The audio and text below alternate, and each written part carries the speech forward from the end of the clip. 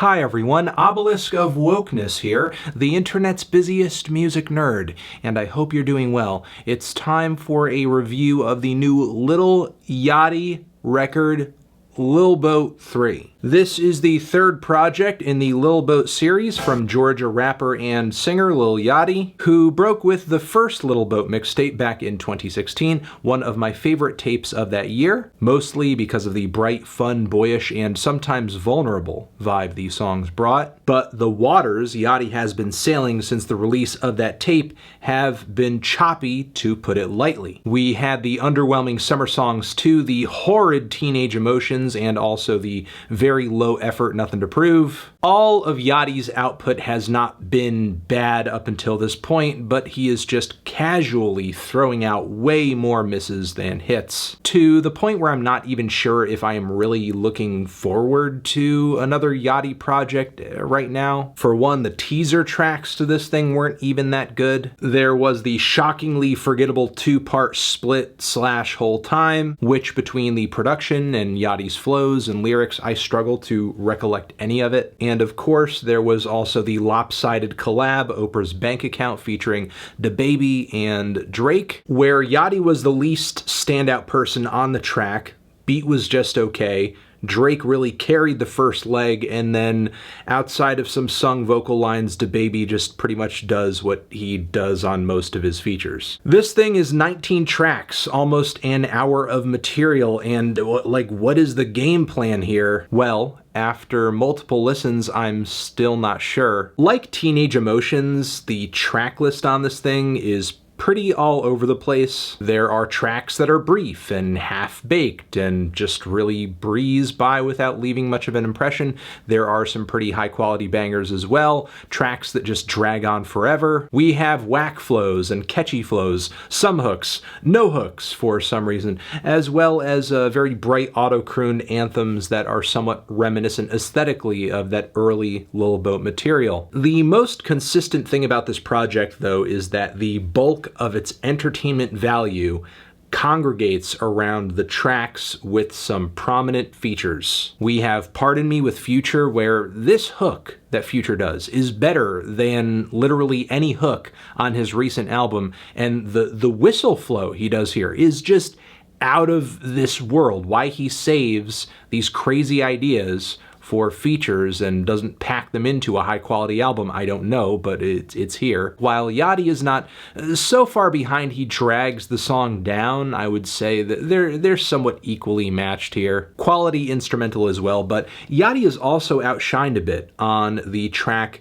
TD, featuring A$AP Rocky, Tyler the Creator, and also the fantastic Tierra Whack, who is easily the best feature on the song. Her flow on this track is dynamic, full of personality, it's animated and also technical too. The humor bleeding out of her lyrics on this track is just off the charts. I know I said she's the best feature on this track, but she's actually the best feature on the entire album. With a performance like this, I think it's only a matter of time before she's regarded as one of the best current day rappers out there. There is also Till the Morning featuring Lil Durk and Young Thug, which is a very sunny, smooth, melodic number with a soaring and passionate hook from Yachty. Not as grimy or aggressive as some of the other tracks here, but it's a feel-good moment that is structured pretty well. But outside of these tracks, pretty much anything you're going to listen to here is just a crapshoot. There is Black Jesus, which in my opinion is just too one-dimensional, too one-note to be 3 minutes, because it just feels like it's lasting an eternity. Yachty's unenthusiastic flow gets old before the song is even halfway over. There's also the short, pointless, comatose Love Jones, which honestly sounds like boring sex. Can't Go does feature some bright, synthy, blissful production that is reminiscent of that early Lil Boat material, but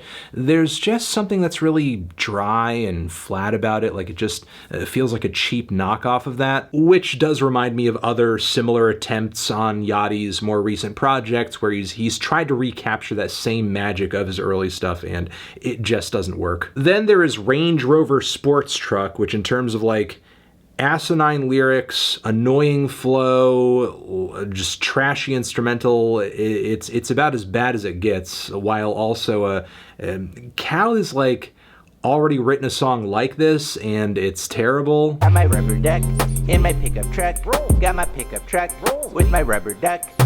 There are just so many freaking duds in this track list. It's kind of awe-inspiring. I don't want to end this review without at least mentioning a few highlights. We do have Don't Forget, which has some genuinely good production. I love the whistle laced into the instrumental on this one. We do get some semi-introspective lyrics from Yachty, where he is going on about love, about his life just as his music career was taking off, and a little bit before that too. There isn't a strong narrative to this track, but Yachty does come off genuinely sad in this moment, which does make it pretty relatable. Then there's also West Side that features a relatively mystical beat. Performance-wise, Yachty comes through with one of his more energized and charismatic flows, getting into various threats to his life and well-being, whether they be racial discrimination or drugs. But as far as highlights, that's kind of it. Look, there are some other tolerable cuts in the track list here, but none of them are really worth writing about or just merely passed by me and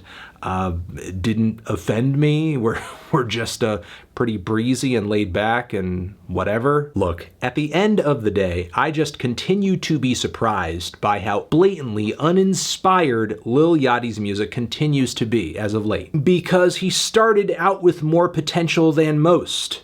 Quite a few times more potential. But I don't know, with his recent stuff, he just repeatedly chooses mediocre production, seems unsure as to what to write about half the time, as a lot of the lyrics on this thing just kind of center around him getting head.